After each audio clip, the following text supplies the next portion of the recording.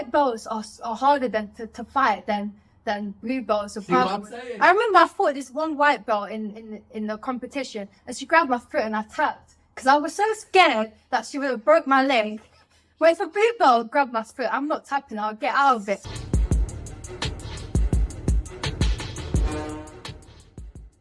So talking about people transitioning from one sport to the other, Friday night, part of the Riyadh season, we've got Francis Ngannou facing AJ, Anthony Joshua, in a heavyweight battle.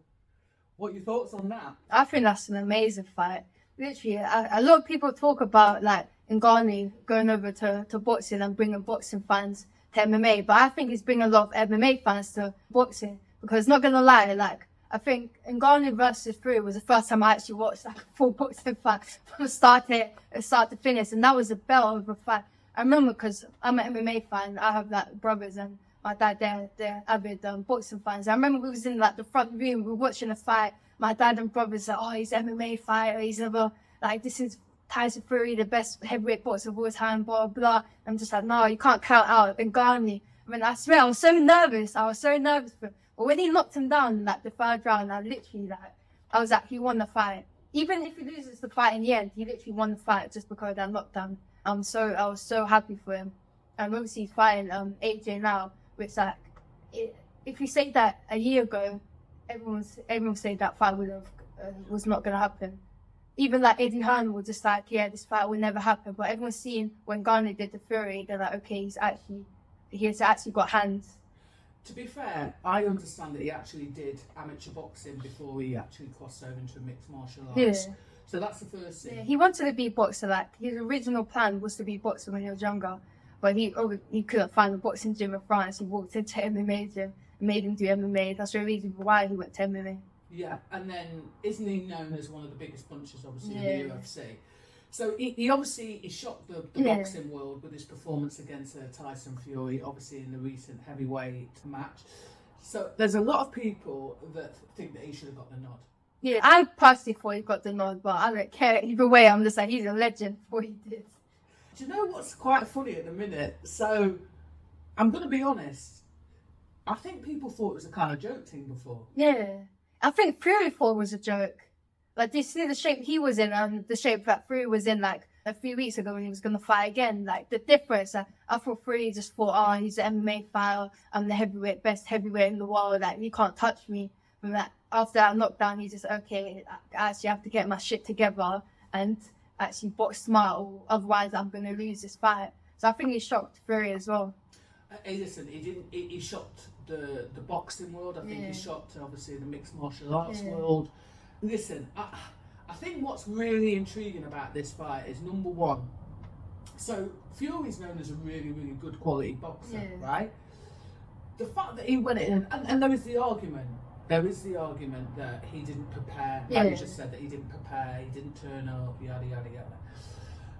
I think the only way we're really going to know that is after the fight on Friday night. Do you know what I mean? Yeah. But one thing I will say is that, I shouldn't say it made me laugh, but I was just like, it must be soul destroying to fight somebody like Francis Ngannou, because listen, Fury done him with quite some beautiful shots, and they were bouncing off him, and I think he'd done him with a sneaky elbow as well. Yeah.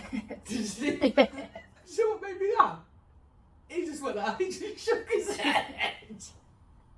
He just shook his head to go, is that it? Is that what you got? But yeah, I guess the point I'm making is, like, it must be really heartbreaking for somebody that is the heavyweight champion of the world. How do you kind of see, you know, this whole thing with the AJ fight? How do you sort of see that going? Did we just see a lucky night for Ngannou, or? I don't think it was a lucky night for Ngannou. I thought it was like a well-prepared night for, you know, Ngannou's part. Maybe not well-prepared, but you're a heavyweight best for a reason, so you should be prepared at all times. That's your mistake. I think AJ's going to this fight. Obviously, he had a bit of a dip in his career, but he's been on the streak now and he's been like finishing people. So I think he's gonna give a lot of respect to Ngannou and respect his power, and respect what he's done in the game. He's a local boy as well. He's from Watford. He's done like a lot for the community as well. He used to be like my favourite boxer as well when I used to watch boxing back in the day. So I'm really intrigued in that fight. You said used to be. Who is now then? Now I hardly watch boxing. I was just like, yeah, I used to be. I was like, I picked up on that. Dewey Cooper, who is Francis Ngannou's trainer, he is saying, listen, they see that AJ's a dangerous fight, probably more dangerous than Fury, but he said the lightning is about to strike twice. That's quite frightening, isn't it? Yeah. I think they have some secrets, like they're going to try to reveal on Friday. So the logical side of the brain says to me, AJ is a more superior boxer, he's a bigger puncher. 100%. He should effectively beat Ngannou. But I think what Ngannou has, because obviously Ngannou done MMA, he's so unorthodox. Like, he doesn't throw how boxers throw. He's like, how can you replicate that?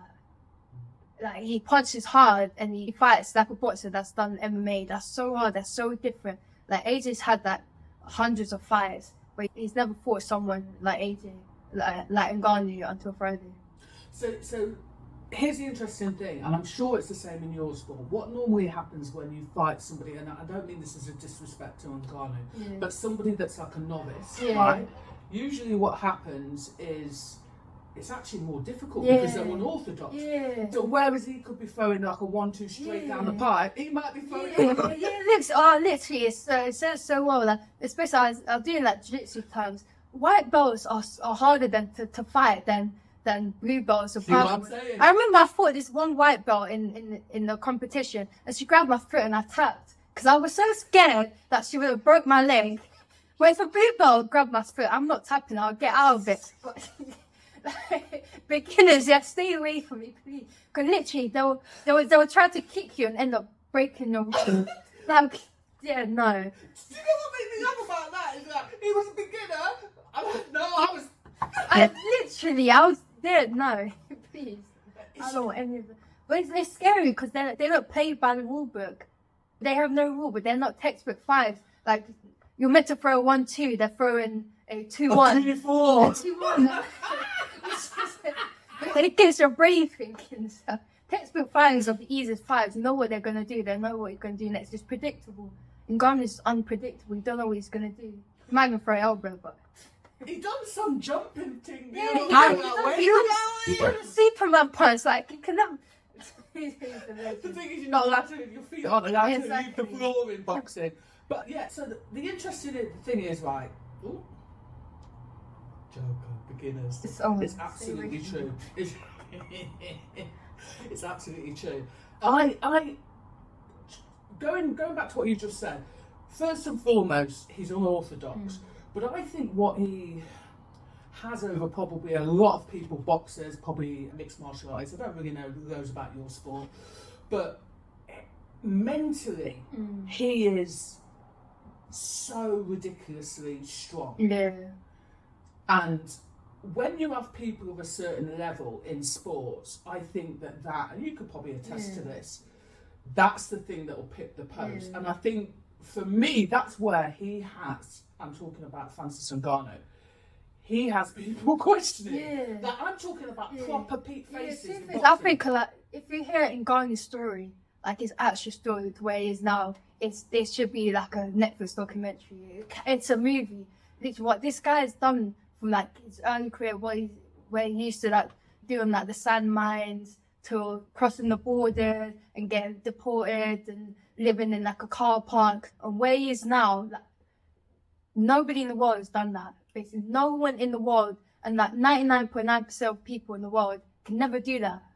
I mean, could never do half of what this guy's done. Literally, that. So his mental toughness is literally second to none. Like, that's what I think is frightening. To be honest with you, it's not even the fact that that's to me the most terrifying. That's the word. That's terrifying. And see, and yes, you know, myself and Caroline Dubois were having this conversation the other week about how we feel like AJ has become mentally stronger. He seems like he's in a different place. But, you know, especially with social media, and you can't sometimes escape it, he must know that this man is like, has unshakable belief in himself. And I tell you what's really interesting about it. So there's a guy called Alexander Usyk. I don't know, you Yeah. obviously know who that is. The British fans love him Yeah. because he's very humble, he's very intelligent, and he's very grounded, and that's what Francis Ngannou brings to this fight. Yeah. Do you know what I'm saying? Yeah. Everyone's saying it's a risky fight. On AJ's part. Yeah, a really risky fight. It's had me questioning, I'm going to be honest, with all my knowledge and experience in the game. I think Teddy Atlas has said that it's a dangerous fight, and he's a proper face in boxing, right? I guess I'm wondering, would they allow, let's stop and think about it, would they allow effectively as a two-bouter in professional boxing, it will be a two-bouter, become, you know, a heavyweight champion in boxing? I think they will allow it, just like how they didn't allow Ngannou to win the Fury fight. Because if you think about the fights that AJ is trying to take after that with Fury, with, what's his name? Well, Wilder now. Wilder's obviously, I don't know what's going to happen with Wilder, but there was supposed to be the fight with Wilder. There was supposed to be, obviously, we've been waiting forever for the Fury fight. And so there's a part of me that goes, is he going to, I guess what I'm trying to say is he going to get robbed? The AJ? No, Ngannou. He won by points decision. Yeah. I think if it's close, they'll give it to AJ. But it might be different this time round, I think, than the Fury fight. Because I think Ngannou established himself as actually a good boxer in his last fight. So everyone's looking at him as a boxer now. Before he was just the MMA fighter, Ngannou the MMA fighter. Now he's Ngannou the boxer. So I think that's kind of different this time around. Do you think it will go the distance? Yes. Do you think? Yes. I think Ngannou knocking out AJ. I don't think Ngannou will get knocked down. So I think if it's by points, AJ will win. What would you say, in your opinion, obviously knowing both sports, what would you say that he brings to what strengths? You said that he's unorthodox, but what other strengths do you think, boxing-wise, that he brings to the table? Or striking, you call it striking. Yeah. I think Ngannou's best attribute right now is that he has nothing to lose. Literally, like, AJ, if he loses a fight, he loses so much. Ngannou, if he loses a fight, he's still the guy. Literally, so he can put everything out and then not having the fear of getting knocked out, because just him stepping in that ring, he's literally a winner. It's interesting, we were having a conversation just before we came on, and I was saying to you, one thing I do admire about your sport is the fact that they're 50-50, or they seem to be 50-50 fights, and nobody drops anybody once somebody loses. In fact, it seems like there's more of a warrior mentality of we just want to see the best fight the best, and they gave a good account of themselves. Would it be right in thinking that? 100%. Like, literally, the one thing I love about MMA is the best fight the best. Like, number one fight number two. If they beat number two, they'll fight number three. There's no such thing as number one fighting number 15 or unranked fighting. It's unheard of. Like, if you're next in line, you're next in line regardless. And the champs want it as well. They want the hardest fight, because that's how you build legacy. They don't want any like washed out fighter. They want the best fighters. And taking into account what you just said, if Francis Ngannou was to lose on Friday night, effectively, are you saying that his legacy will still be intact because of this look? Yeah, 100%. Like, if Ngannou loses on Friday, he's still the guy. He's literally still the guy. Like, his stock does not drop like 1%. Like, Ngannou is still the guy. Win, lose or draw that fight, because that even like, especially in MMA, like, we see the journey. Like, we don't see you just on fight night. Obviously, the fight night will be great, but we see the whole journey of you getting to that fight. So we support the whole journey, not just the fight. So if you win the fight, that's a bonus. But if you lose the fight, we see your heart, see your determination, see how you got there, and we love you as a person, not as a fighter. It's beautiful, actually, that, because I keep saying it, and many people are starting to say it. You know, don't get me wrong, I've been involved in boxing for a very long time, and I love my sport. But one of the things that keeps coming up time and time again is that we need to model our sport a lot more on Yeah. mixed martial arts. Yeah. Best fight the best. Yeah. If they lose, brush yourself down and move on. Like, for example, like Tony Ferguson, he lost, like, he's on like some 7-fight losing streak. Like, it's unheard of. But everyone loves Tony Ferguson. Like, everyone's gonna tune in to watch him. Everyone loves him. He didn't even lose like one follower yet. He's still literally the guy. We're still gonna watch every single fight because we know that you bring heart, you bring presence, you bring character, and we watch you as a person, not as a fighter. I love that. I'll tell you what's interesting about that as well. He's, as you said, on a 7-fight losing streak. From coming from the top of the sport. Like, he was literally like interim champion and he just lost and lost and lost. Against the top names, he's still fighting the top names. But everyone's still like, we want to watch you fight again. Like, if Tony Ferguson was fighting this weekend, we're all tuning in. Like, you would basically have to pack up boxing if that happened to you. yeah. I mean, it's bad enough when you lose one. Unless you are a big cash cow. Yeah. I mean, we could use the argument that, you know, it didn't happen to AJ, but he generates so much money in the sport. But for the most part, most people, they'd just be like, they're done. Yeah. Because I think we love fighting. Like, obviously, that's why the best fight is best. Because that's the best fight that you can make. We love fighting. If you can scrap, like, we don't care if you lose. If you put on a show and you scrap, then fair play to you. You still get the 50k bonus for fight of the night. Because both of you will get it. Because it was a fight of the night. Win or lose, you both get 50k. Because you put on a show. And that's all we want. That's beautiful.